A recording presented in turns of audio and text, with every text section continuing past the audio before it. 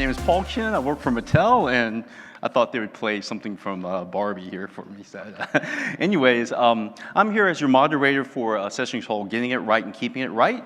And part of getting all that done is getting help from the good people and tools like Edge Impulse, but also connecting and learning from people like the folks that are on our panel.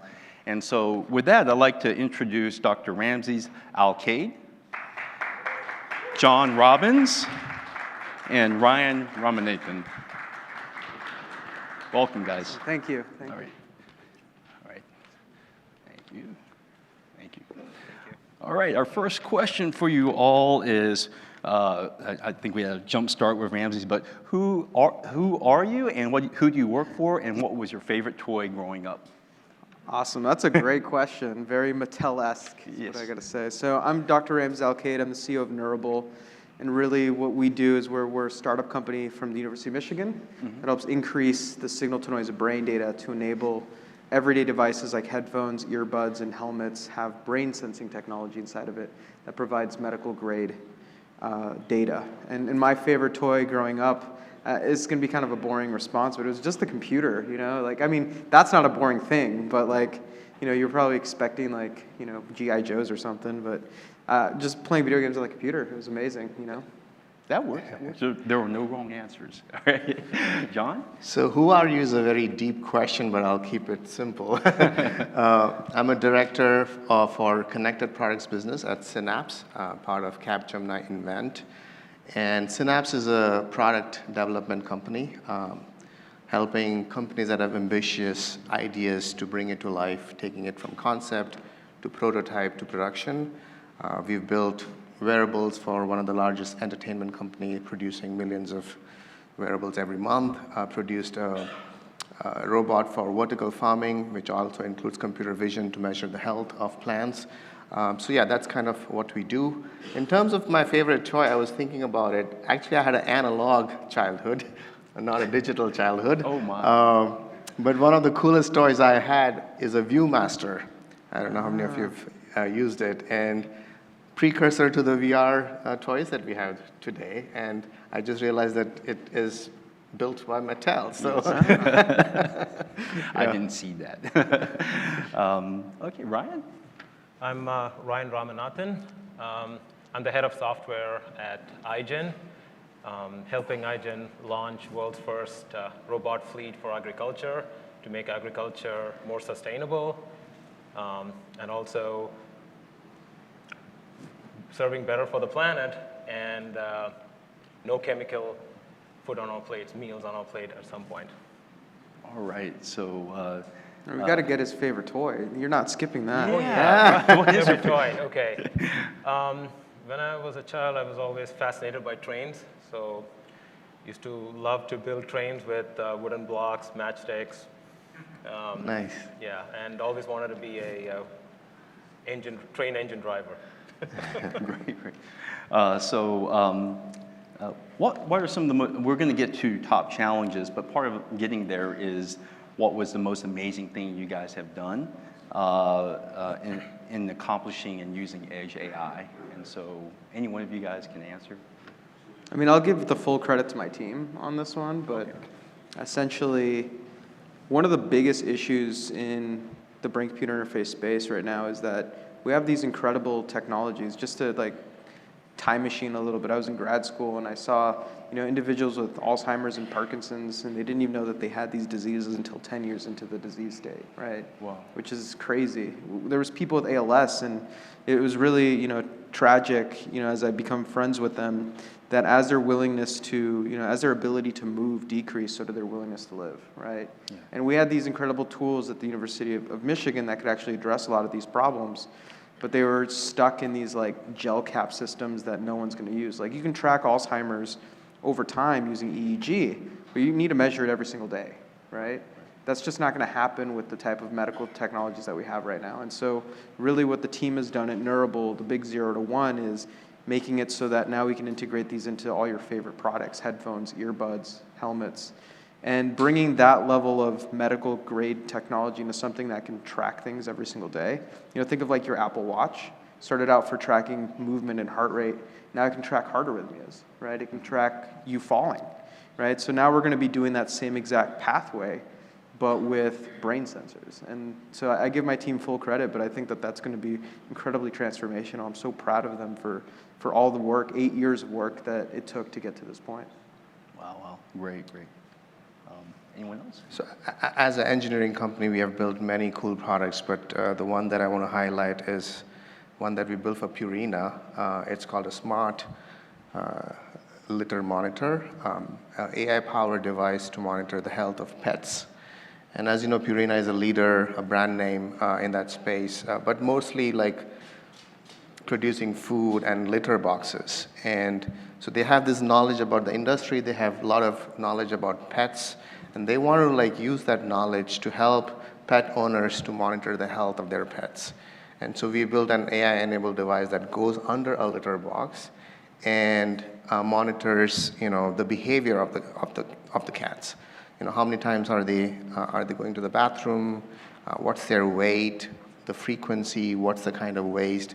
And things like that, and creates a profile of the cat to measure if there are any kind of unexpected behaviors. And there are many stories where I remember somebody who wrote about it said that the cat was like going to the bathroom more than usual, and that helped her to figure out, okay, this cat needs to go to the emergency, and because of that, they avoided the cat having any major issue, like maybe the kidney getting ruptured or stuff like that.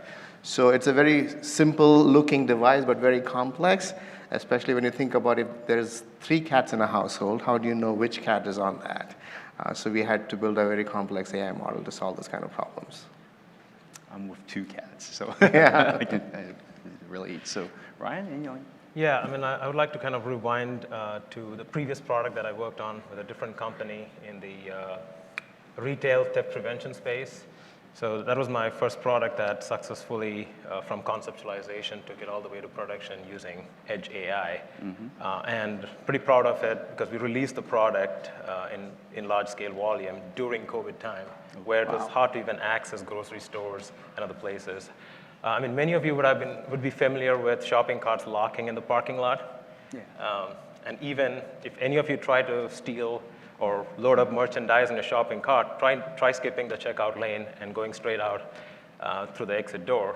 The shopping cart is going to lock on you, and there's going to be a video taken of you and whatnot. So that's a system that we kind of released. If you look at all the legacy systems, it's all built using RF technology, and tuning it up, sending field text, the ROI on it is pretty slim. So we wanted to develop a system that is more vision-based, so it's easy to install and easy to maintain, so the ROI is higher, and we can have preventive maintenance also, adding AI to it. So it's all a vision-based system where you have cameras installed on every checkout lane, exit door, entrance doors, and it tracks the shopping cart, not the customer. Every shopping cart has got a fingerprint, it's tracked, what is the merchandise in it, is it empty, and is it going through a checkout lane, whether it got a permission or not, and based on that, you prevent shrinkage of, especially during this time, that company is doing really well because as the economy goes down, theft goes up. Real headline news right now. Yeah.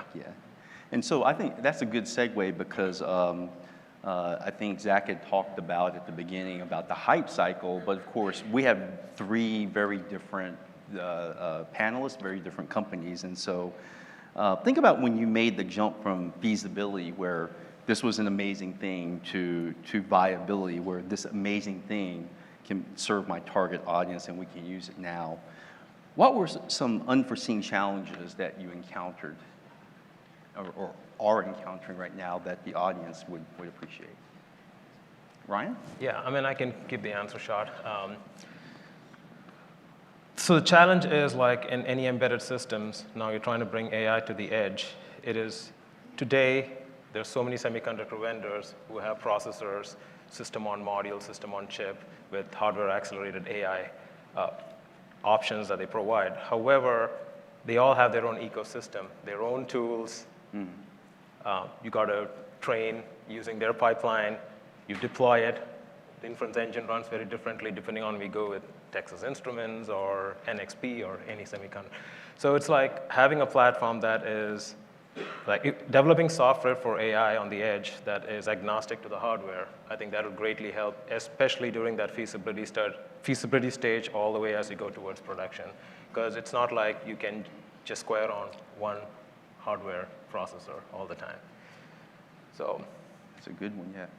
At feasibility, you're using one, but yeah. So I just want to first share a little bit about our approach to product development. Our core strength is hardware engineering, and hardware, as you know, is very different from software because if you, like the question that you asked, if you're moving from feasibility to viability and you realize, oh, this is not viable for mass production or for customer usability, then you cannot change it that easily. It's too expensive. So our model is more iterative de-risking, so we try to foresee all the different scenarios and try to de-risk as much possible through modeling and even using software tools to model it rather than creating a prototype first. So we try as much as we can to think about different scenarios and do the modeling first. Having said that, I just want to share some of the challenges with the product that I mentioned with Petivity, the Purina product, to show you how it can be complex. So for example, as I shared earlier, if there is a household with 3 cats, and if 2 of them weigh similar, have similar weight, how do you know which cat jumped on the litter box? And also, one of the requirements from our customer was that we wanted to honor the privacy of the cats. The cats, in the sense like the cats don't want to be tagged with collars or have an RFID tag because they like to have a routine and it should not be disrupted. We didn't want to have a camera-based system, for example, to track them. So we had to use load cells that would measure the weight and make sure that we were not using any intrusive methods to monitor the cats and not disrupt their kind of pattern and sensibilities to that. Because one thing about pets is that they have a routine and they don't like it to be disrupted. And the other thing is they're very good at hiding symptoms. So you cannot really see it, and so you needed technology to measure that. So we had to take 300,000 videos of cat events to train the model, 300,000. So that kind of data did not exist, so all of that had to be created to build a product like this. So if you go to a store, it's a less than $100, a $200 product, but the thinking and the technology that has gone behind it to build that product was immense, yeah. I think this is the first time I've ever heard about cat privacy. Yeah. So, I think that one of the big things that happened in that transition between, feasibility and actually building a business is understanding that timing is so important. Right. We created this VR system, I think, in 2018 with the technology that we have available right now. So, and we thought wow, this is going to be amazing. Everyone's going to be really excited to have brain technology and in this everyday form factor. And then VR just never took off, right? Mm-hmm. And so building a startup on a startup is a terrible idea. I wish I hadn't learned that the hard way, right? And so and then the second thing I learned from that is people also have to know what to do with it, right? For me, I was so entrenched in what we saw in laboratory environment, and to me it was obvious what the use cases were going to be, but it turns out that that's not the case, especially for these giant corporations. And for a lot of these giant corporations, people are just trying not to get fired and get their next promotion, right? And so it's packaging it to something that is viable now, which was headphones and earbuds, but then to really building out the use case and the understanding behind it and how to share the narrative and the storytelling so that people can connect with why this matters at scale. Mm-hmm. Instead of hey, you develop cool technology, you really have to hold hands with a lot of these individuals to get them across the line because it's so new. And it's probably true overall with Edge AI. Now it's finally getting boring. But there was a time where you really had to hold people's hands and really get them across the line to show this is why it's important, this is why it matters, this is how it's going to help your customers reduce your costs, enable you to work off grid, and so many of the other benefits that you see with Edge AI now. Great, great. So I think some of the audience probably work Edge AI in the vision place. Actually, Mattel made a camera Barbie years ago, and so when I looked at Conservation X, and they had cameras in the wild, we think of kids when they get the Barbie thing, they bust up the camera, and those cameras in the wild. For you guys, what's durability mean for you? What's your timeline? What's the length of life of your Edge AI projects? I mean, we're pretty early on. I mean, I would just like people to wear their headphones for at least 3 to 5 years and, be able to be good with it. People lose it by then, right? Like, people lose their headsets all the time really quickly. So I would say that's kind of like my high-level response, but it's something that we'll see more as the products start rolling out. Good, good, good. Durability for you? Can you repeat your question, please? Yeah, when you're making your Edge AI, how do you consider durability? How long is it supposed to live? I mean, as an engineering company, every product is different for us, right? And we just want to be mindful that, especially for Edge AI applications, we are working with like low-powered devices. So optimizing the AI model and algorithm to extend the life of the product is an important consideration. Do you have updatability models? Like, do you update things? Yes, Yeah. yes. And you in agriculture. Yeah, so for the ag robotics field, like pretty much agriculture is seasonal. So it's important that whatever solution we come up with, it has to survive for the entire agriculture season. And the efficacy at which we're using the vision-based system to detect crops, weeds, soil health, it has to be sustainable for that season because farmers are going to directly depend on that for their revenue. So it's very important, it's critical that if you have a model, there's going to be some sort of a model decay before the end of the season because the challenges are also crops grow, each stage they look very different. And region to region, they look different too. There's so many challenges when it comes to feature mapping and how the detection works. Were there any misconceptions along the way that you had to work out during your journey towards Edge AI or deploying Edge AI? I think with your company where you work with many different clients. I would not say misconception, but the way we want to think about technologies, we don't want to use AI for AI's sake. So if there are better approaches to solve a specific challenge or a technology problem, we consider like the breadth of all the solutions available.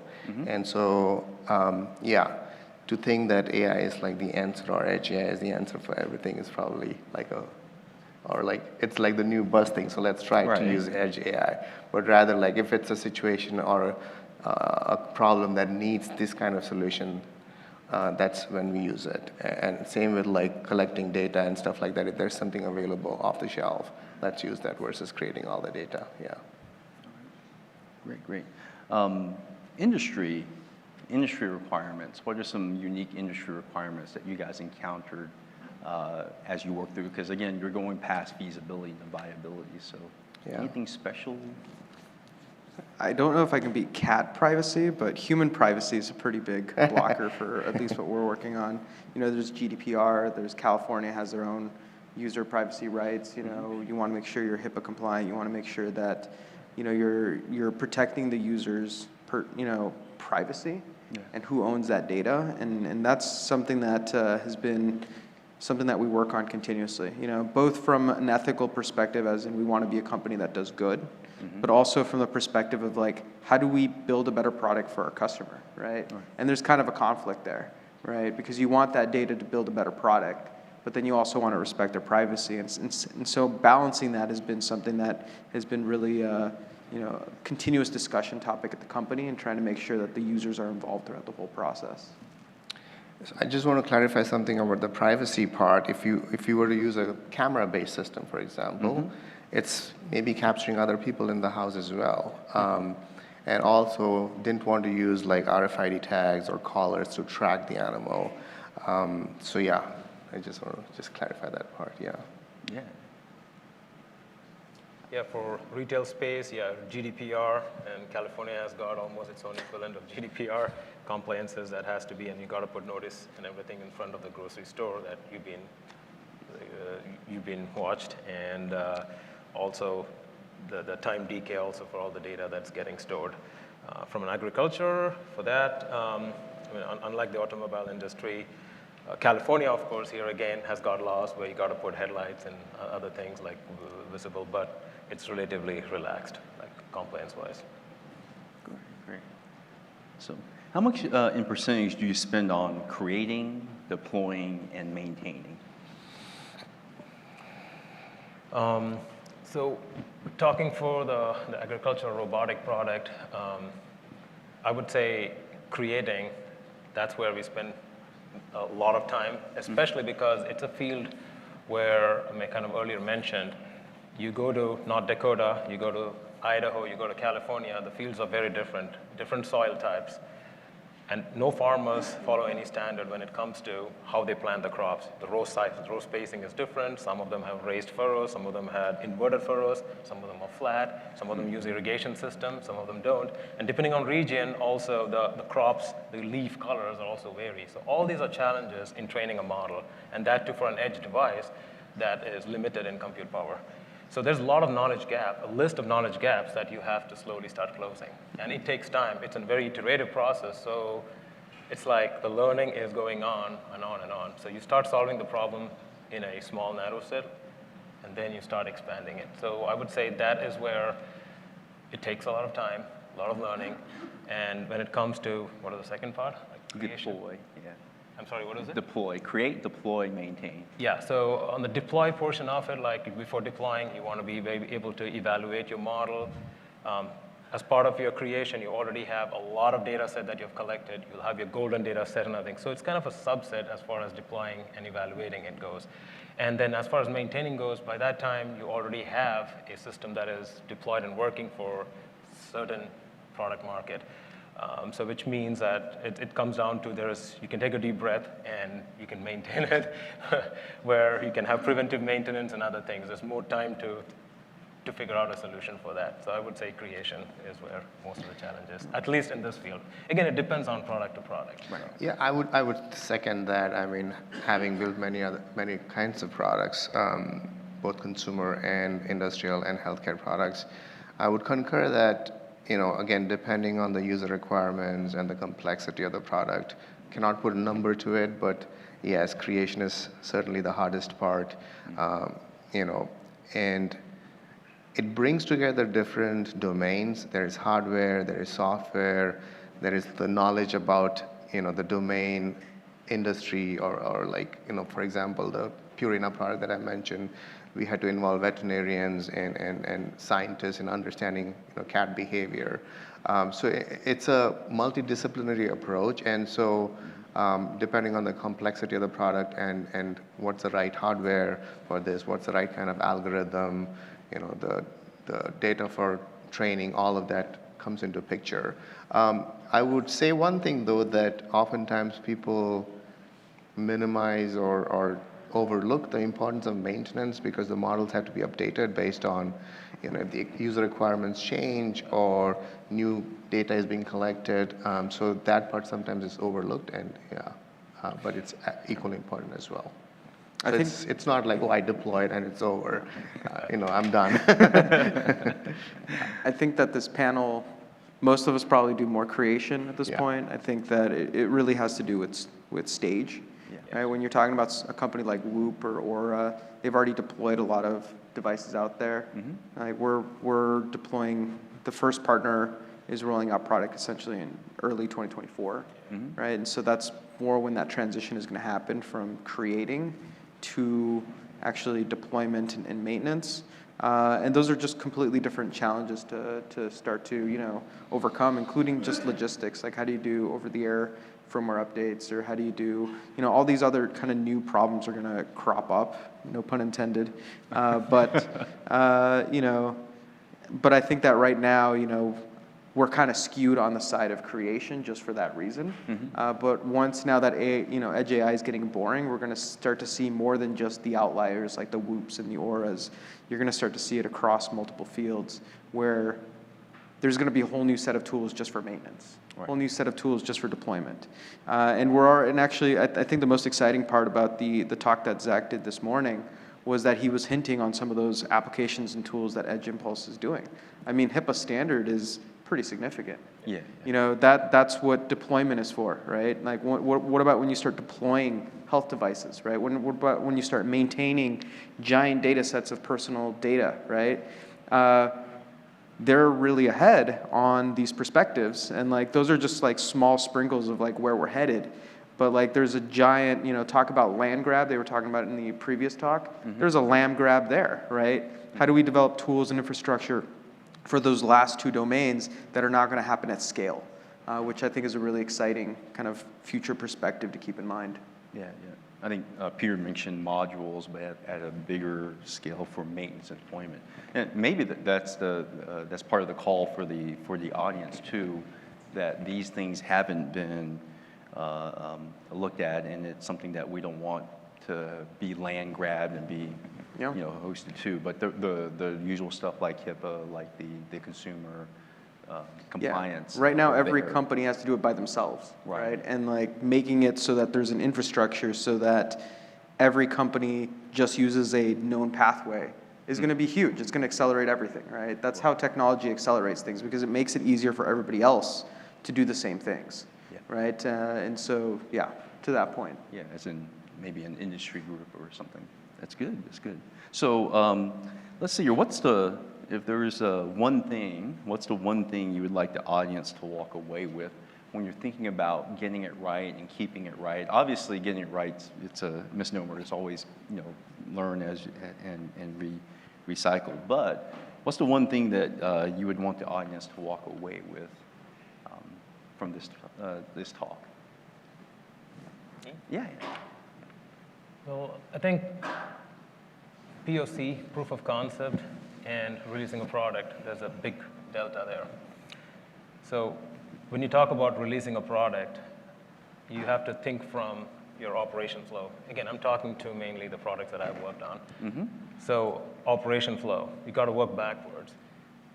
Operation flow means workflow, talking about infrastructure. I mean, when we talk about Edge AI, you're talking about an IoT product space. Right. So which means you need to have a fleet management interface so you can do OTA update.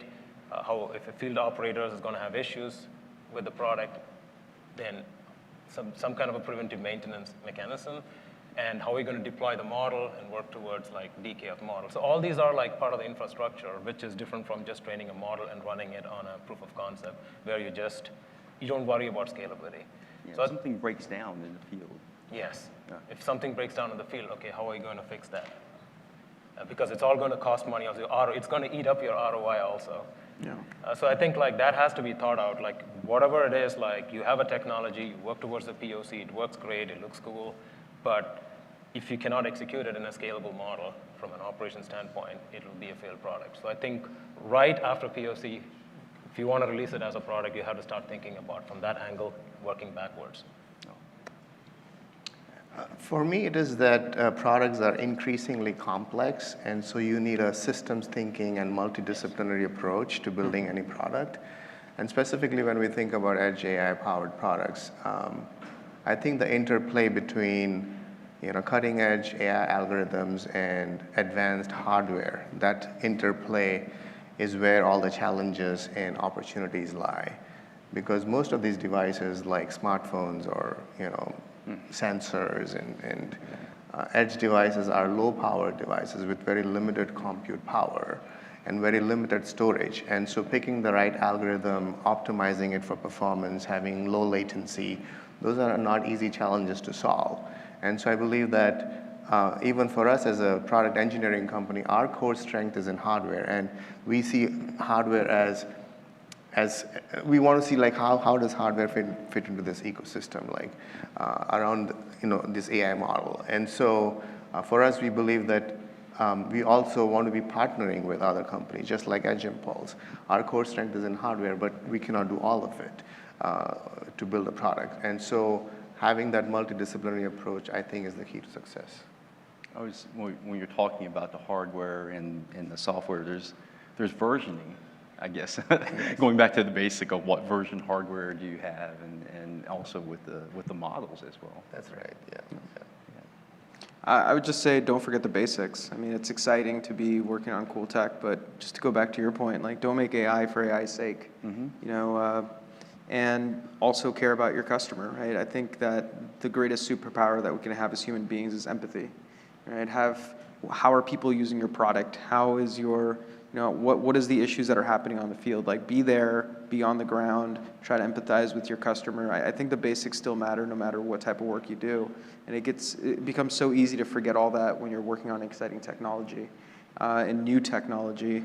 And so regardless of all the top challenges that we're talking about here today and how exciting it is, just want to create a kind reminder to always remember the basics. Remember that the product is for the human being, right? Whether it's a digital twin of them or of their company, but like at the end of the day, there's a human being that's going to be using your product. And if it's not easy to use and easy to intuit from, and if the AI doesn't add a layer to make it easier for them, then it's probably not worth adding it in. Or think about how you can add it in a way that actually helps the human being at the other end of the application. Very good, very good. I'm going to give time for the audience to ask. I don't know if we have a mic or that, but take questions from the audience as well, or if there's anything anybody want to add. Are we doing audience participation? So they're already all asleep. Just yell it out. Go ahead, go ahead. What do you find the user tolerance for AI being wrong is in your Yeah, tolerance. it really depends on the application. So just to repeat the question, what is the tolerance that AI can be wrong, right, in our applications? And so in my walk-on earlier today, I showed a picture of like the spectrum of what brain-computer interface can do, all from something like wellness all the way to like device interaction and even medical, right? So for something like wellness, if we're 5 minutes wrong on when you should be taking a break, that's okay. Like, no one's going to get hurt, right? Especially if, you know, with our prediction system for when someone's going to get into an accident, right? We can predict 30 minutes ahead of time. If it's 25 or if it's 35, really doesn't matter, right? When it comes to something like interaction, you know, you don't want your music tracks to skip while you're listening to your favorite song, right? So those are a little bit higher tolerance. When it comes to medical, like, you absolutely have to be sure, right? And it's better to collect more data and to be slower in your response and information that you give to the user than it is to like necessarily tell them immediately when you pick up a signal. And so really it comes down to like user expectation in the form of control versus like how important is the information you're giving to them, which is in medical, or, you know, is it like, is it something more, you know, emotional based, which might be more when it comes to like concentration and focus. Yeah, in toys, in working with toys and design, you can actually squeeze out the fun if you're actually too accurate in things. So Wow, really? Yeah. So there's the famous thing with the Hot Wheels track. The car came off the track. Well, sometimes that's part of the fun, right? So yeah. Is there time for one more question? Oh yes. All right, 2 more questions. Sure. I think this is working, yes. Thank you. Thank you for your panel talk. The quick question is, what is your feedback mechanism and how actively you participate and incorporate and give back the feedback to the product team and vice versa to outside your audience? Anyone?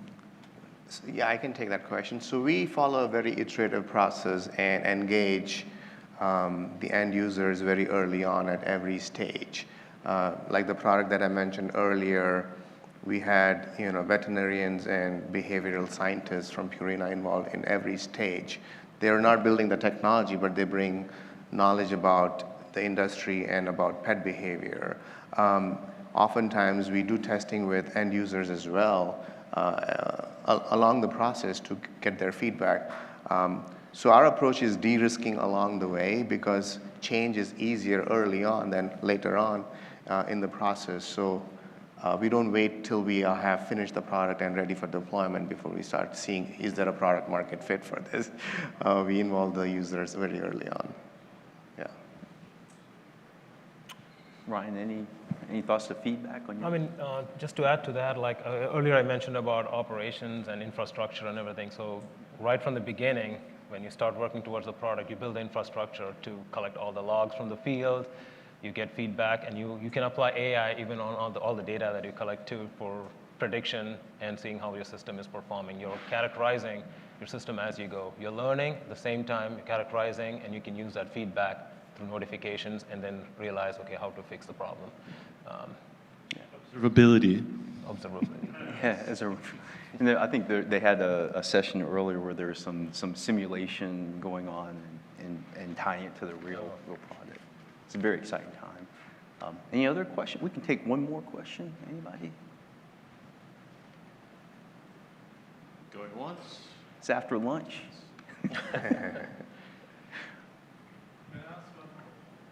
Yeah. Yes, Absolutely. That was a good question. So each of you, can you describe in one sentence or less, what is your moonshot? What is what? What's my moonshot? What is your moonshot? I mean, I feel like I'm already working on it, right? Like get EEG to be able to work in an everyday device, but still provide high quality medical grade data, right? And I guess the moonshot in one sentence would be to get this to scale across any wearable, hearable device that you wear.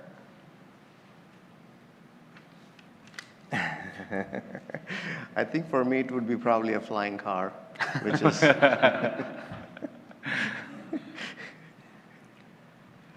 For me, I guess like with this robotic product, we're just getting started and want to change the way how we develop products and do something that is more sustainable for the planet. Yeah. And for me, inspire the next generation through play. Yeah. May it all be fun for you guys. Fun. All right. Well, thank you guys. Thank you. It's a great.